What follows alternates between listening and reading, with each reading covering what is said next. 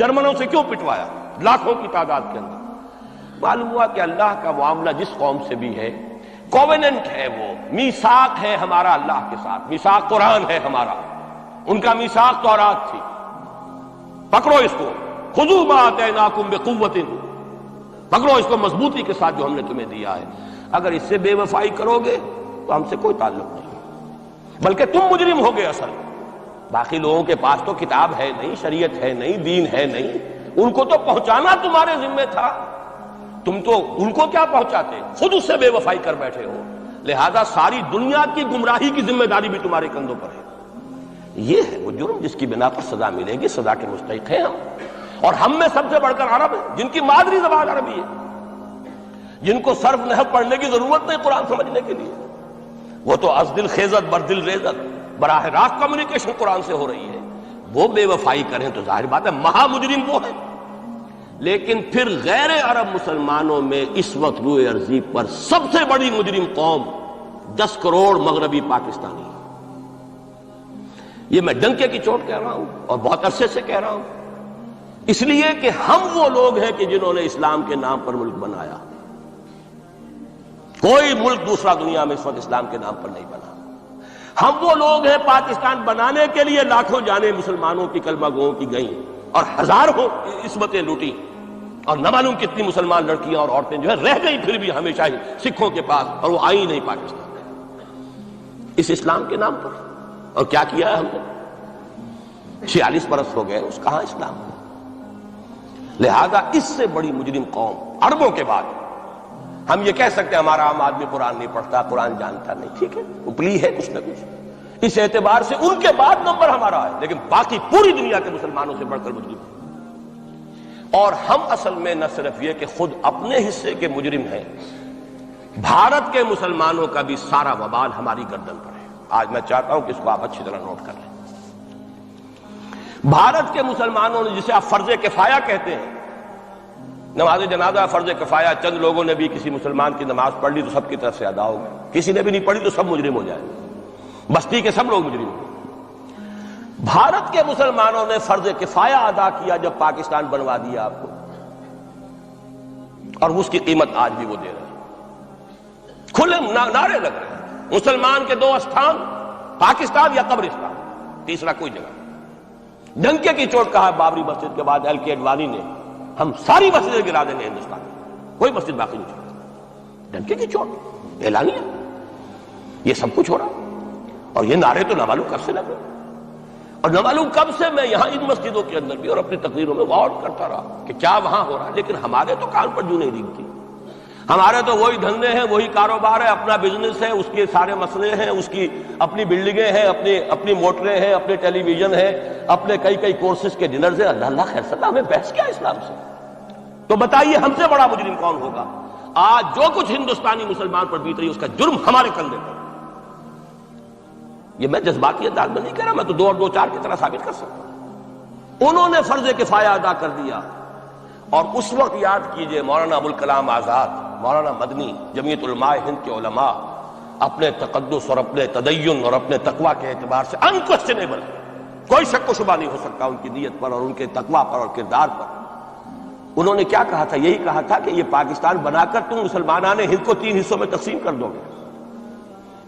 3 میں کہا تھا، 2 میں نہیں، 3 میں، حالانکہ بظاہر تو ایک پاکستان بن رہا تھا نا، لیکن یہ مولانا ابوالکلام آزاد کے الفاظ تھے کہ 25 برس سے زیادہ یہ 2 خطے یکجا نہیں رہ سکتے، اور 25 برس کیا 24.25 برس میں ٹوٹ گیا پاکستان، 25 برس پورے نہیں ہوئے، اور ان کے الفاظ تھے یہ کہ 25 برس سے زائد جمع نہیں رہ سکتے، 24.25 برس میں ختم ہو گیا۔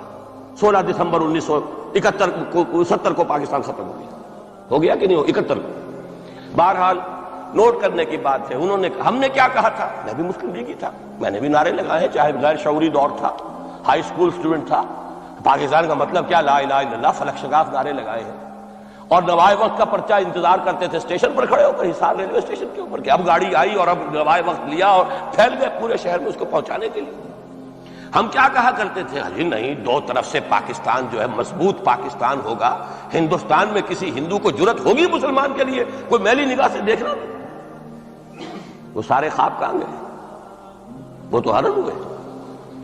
وہ دو طرف کا جفا تھا وہ تو ختم ہوا، اس لیے کہ وہ زنبور تو اب رہا ہی نہیں، وہ تو کھل گئی، نوٹ ہی ختم ہوئی وہ مشرقی پاکستان۔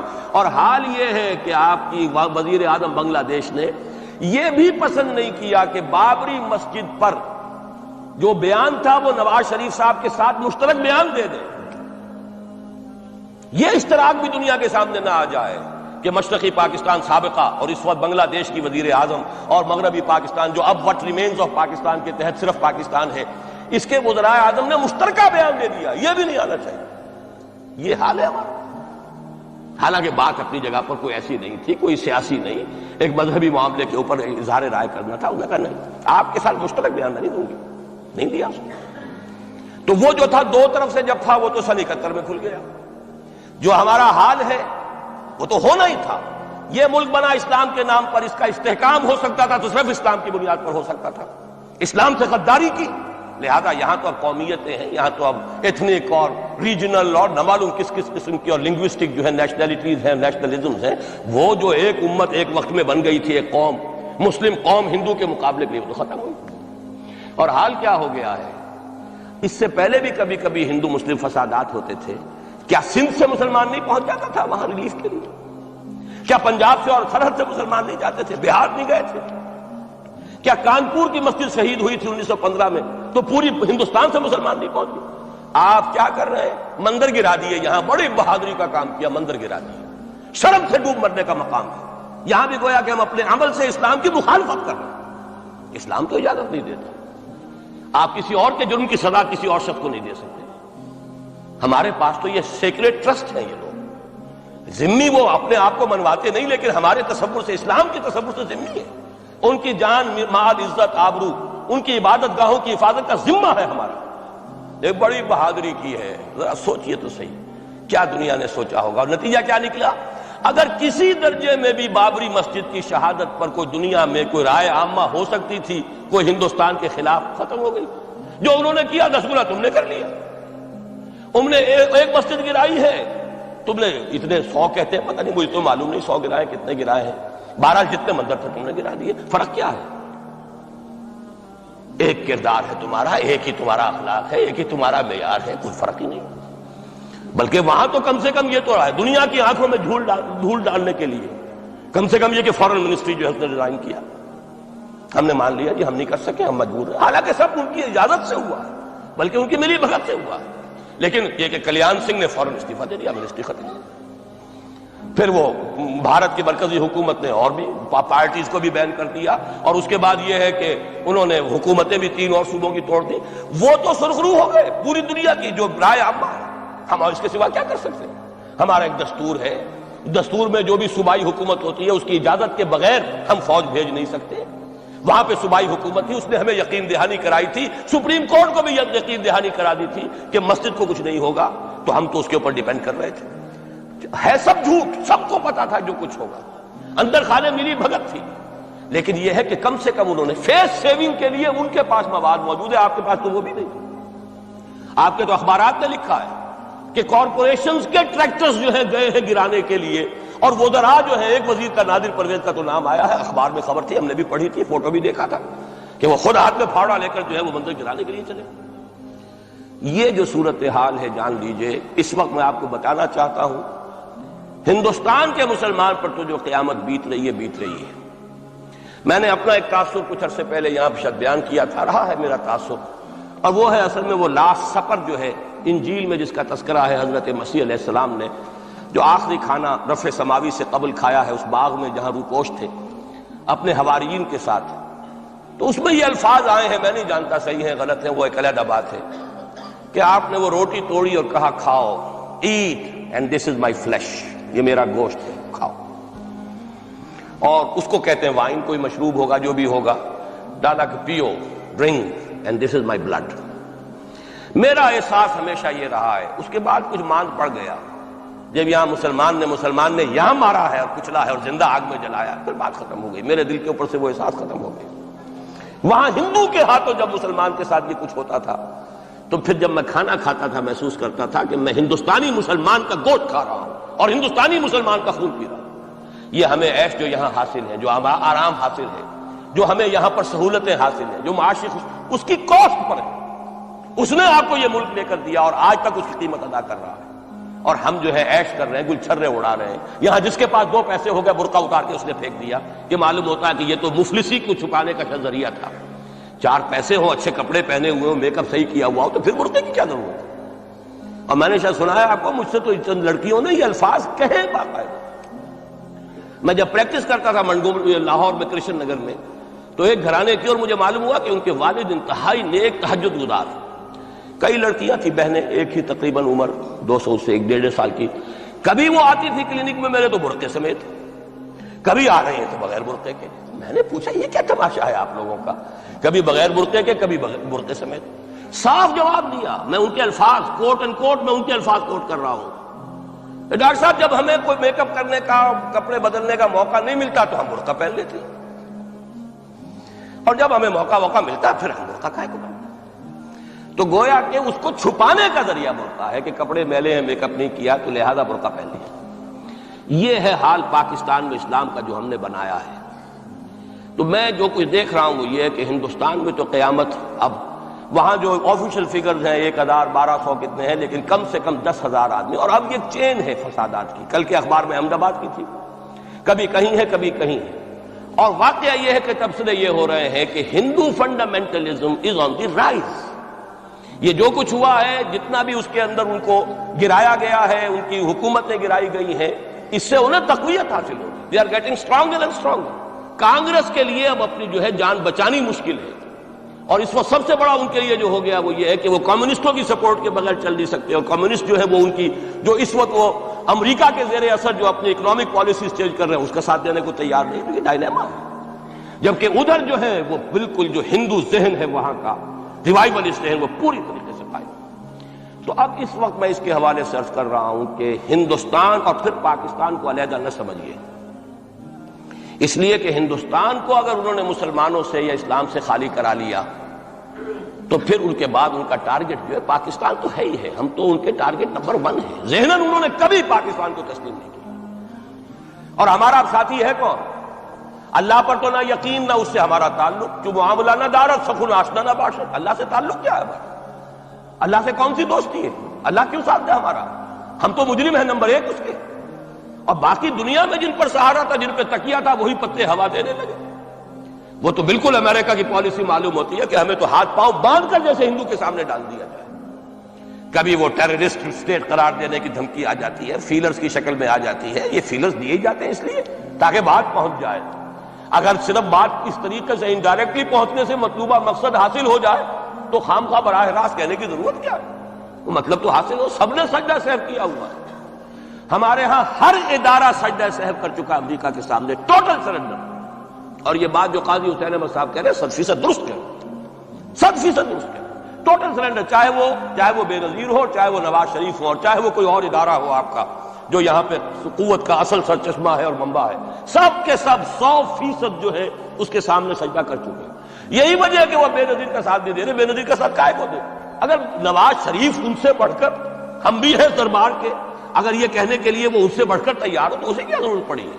اس کی کون سی کوئی رشتہ داری ہے بے نظیر کے ساتھ یا کسی اور کے ساتھ؟ ہاں، اگر نواز شریف کہیں کسی جگہ پر بھی کوئی اپنے پاؤں کو گھسیٹتا، ڈریگ کرتا اپنے فیٹ کو، کہیں کوئی رکاوٹ ڈالتا، پھر ٹھیک ہے، پھر اس کو آلٹرنیٹ لانے کے لیے تو کوئی ہے نہ کوئی سوال۔ لیکن جب وہ ان سے بڑھ کر نیاز مند ہو، ان سے زیادہ بڑھ کر سجدہ کرنے کو تیار ہو، ان سے بڑھ کر کہیں ہم شریعت کورٹ ہی کو اٹھا کے پھینک دیں گے اگر سود کا معاملہ جو ہے شریعت کورٹ کے حوالے سے ہمارے لیے مصیبت بنا، سود تو دیں گے، چلے گا، لائیے، خدا کے لیے لائیے، پیسہ لے کے آئیے، ہمارے ملک میں آئیے، پیسہ لگائیے۔ اور یہ سود وود کا یہ کوئی مولوی لوگ ہیں پاگل جو کہتے ہیں کہ یہ کوئی حرام ہے، اور کوئی پاگل ہمارے شاید وہ کورٹ والے بیٹھے ہوئے تھے جنہوں نے اسے کہہ دیا کہ بینک انٹرسٹ بھی جو ہے ربا ہے۔ باقی آپ ہم سے کوئی ڈر نہ رکھیے، میرے اسلام کو اب قصہ ماضی سمجھو، ہنس کے وہ مس بولی کہ پھر مجھ کو بھی راضی سمجھو۔ سیدھی بات ہے، جھگڑا تو اسلام سے تمہارے سے تو نہیں، نہ بے نظیر سے جھگڑا ہے اور نہ نواز شریف سے جھگڑا ہے، جھگڑا اسلام سے۔ اس حوالے سے بہت برا وقت آ رہا ہے، اور اس میں ایک پہلو میں اور چاہتا ہوں کہ آپ حضرات کے سامنے بیان کر دوں۔ پوری دنیا میں تو فنڈامنٹلسٹ مشہور ہو گیا مسلمان، پوری دنیا کا ذرائع ابلاغ لگے ہوئے۔ اصل فنڈامنٹلزم جو ہے، بلکہ 2 باتیں عرض کر دوں، ریشزم پوری دنیا میں بدنام، گالی، اور اصل ریسسٹ ملک اسرائیل، اسے کوئی کچھ نہیں کہتا، اس لیے کہ وہ مذہبی ریاست نہیں ہے، وہ تو بلکہ یہودیت ہے ہی نسلی مذہب۔ ساؤتھ افریقہ کیا ہوگا کوئی نسل پرست قوم یا نسل پرست ملک؟ وہ تو کچھ بھی نہیں تھا۔ اصل جو نسل پرست ہے وہ تو یہودی ہے، انہیں کوئی کچھ نہیں کہہ رہا۔ ریسسٹ وہ فنڈامنٹلزم اصل جو چلا ہے وہ ہندوستان میں چلا ہے، بدنام پوری دنیا میں مسلمان ہو گیا۔ لیکن اب اس کا میں بلیم نہ امریکہ کو دے سکتا ہوں نہ کسی اور کو، یہ تو اے باد سبا ہی ہم آبر تو ہمارا اپنا کیا دھرا ہے۔ میں آپ کو ایک حوالے سے بتا دینا چاہتا ہوں، ہمارے ہاں علامہ مشرقی اٹھے، چپ راس چپ چپ راس چپ اور بیل چاپ پورے ہندوستان کو دہلا دیا، دہل گئی زمین ہندوستان کی، راس کماری سے لے کے درا خیبر تک، اور بڑے بڑے نوٹیبلز۔ یہ تحریک اتنی عظیم تھی، اتنی آرگنائز تھی، آپ کو معلوم ہے یہ تالپور برادران جو ہے، دونوں بھائی جو تھے، یہ خاکسار تھے، بڑے بڑے لوگ سندھ میں، فرنٹیئر میں، پنجاب میں، ہر جگہ پر، اور ایسی زبردست آرگنائزیشن بالکل ملٹری والی، ان کے سارے قواعد ملٹری کے۔ لیکن ہوا کیا؟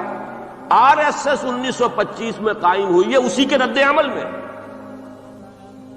ہندو سویا ہوا تھا، انہوں نے دیکھا یہ مسئلہ اٹھ گیا ہے، اور اتنا زبردست اٹھ گیا ہے، زور شور کے ساتھ اٹھ گیا ہے، اس کی چپراس جو ہے وہ زمین جو ہے لرز رہی ہے، اس سے تو اٹھنا پڑے گا نا۔ لہذا باقاعدہ جو آر ایس ایس 1925 میں قائم ہوئی ہے، اسی کے رد عمل میں، اور اس مقصد کے ساتھ، ڈکلیئرڈ مقصد، ہندوؤں کو متحد کیا جائے تاکہ وہ بھرپور طریقے سے مسلمانوں کا مقابلہ کر سکیں۔ ہندو واد آن دی ڈیفینسو۔ لیکن 1925 سے لے کر آج تک کتنے سال ہو گئے؟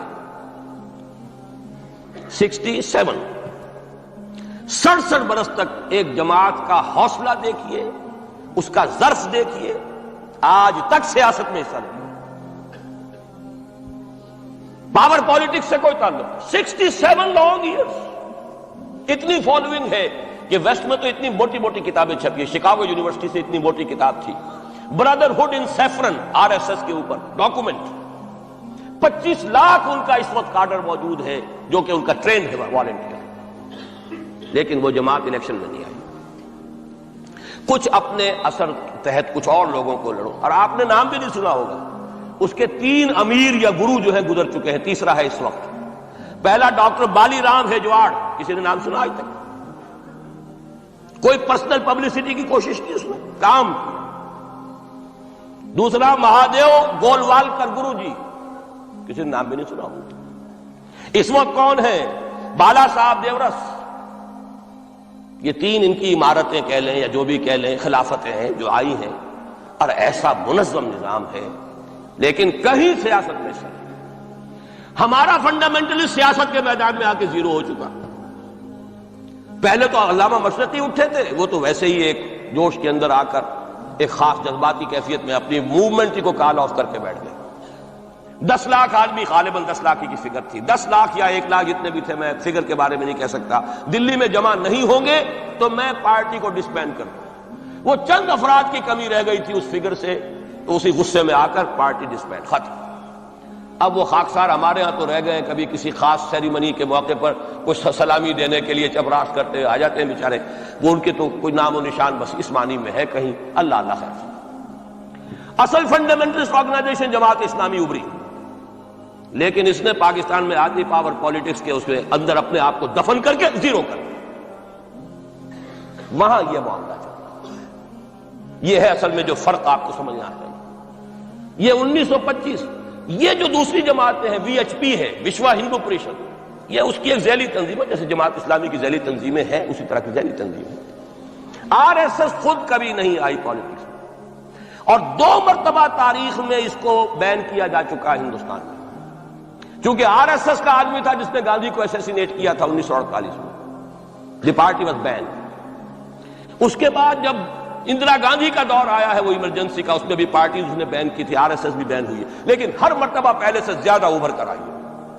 اور آج یہ سب کے سب وی ایچ پی والے، بی جے پی والے، یہ سب در حقیقت آر ایس ایس کے آدمی، اور یہ ان کا ڈکلیئرڈ ایم اب بن چکا ہے، اور حالات جو ہیں ہم اس سزا کے بالکل مستحق ہو چکے ہیں۔ اسیاں سے کبھی ہم نے کنارہ نہ کیا، لیکن تیری رحمت نے گوارا نہ کیا۔ یہ تو ہو سکتا ہے اب بھی ہم اسی اللہ کی رحمت پر تو ادھار کھا سکتے ہیں، لیکن واقعہ یہ ہے کہ ہم اس سزا کے بالکل مجرم ہو چکے ہیں اور مستحق بن چکے ہیں، اور نظر یہ آ رہا ہے کہ اب حالات ہمارے لیے زیادہ سے زیادہ پیچیدہ سے پیچیدہ، مشکل سے مشکل، اور زیادہ سے زیادہ جو ہے گمبھیر ہوتے چلے جا رہے ہیں۔ بھارت میں ہندو فنڈامنٹلزم بڑی تیزی کے ساتھ ایک طوفانی شکل کے اندر آیا ہے، اور بھارت میں تو مسلمان تنظیم کوئی ہے ہی نہیں۔ آپ کے شاید علم میں آیا 2 جماعتیں بین کر دی، جماعت اسلامی بین۔ جماعت اسلامی بھارت کی جو اصل جماعت ہے وہ تو ایک علمی کام کرنے والی، دعوتی کام کرنے والی، قرآن مجید کے تراجم شائع کی سیاست میں تو ہے ہی نہیں ہوا، لیکن یہ کہ اس کا اور سوال ہی پیدا نہیں ہوتا ٹیررزم کا یا کسی درجے میں بھی کوئی اس طرح کی ایکٹیویٹی جماعت اسلامی۔ لیکن وہ ہے نا کہ وہ ترازو کا ایک پلڑا اگر ادھر 3 کو بین کیا تو ادھر بھی 2 تو ہو کم سے کم، وہ جماعت اسلامی بین ہو۔ ہاں کشمیر میں جماعت اسلامی کا ایک رول ہے، لیکن کشمیر کی جماعت اسلامی علیحدہ جماعت اسلامی ہے، وہ ہندوستان کی جماعت اسلامی سے اس کا تعلق نہیں ہے۔ جیسے پاکستان کی جماعت اسلامی، مشرقی پاکستان یا بنگلہ دیش کی جماعت اسلامی، ہندوستان کی جماعت اسلامی اور کشمیر کی یہ 4 علیحدہ ہیں بالکل، ان کا آپس میں تنظیمی رابطہ کوئی نہیں۔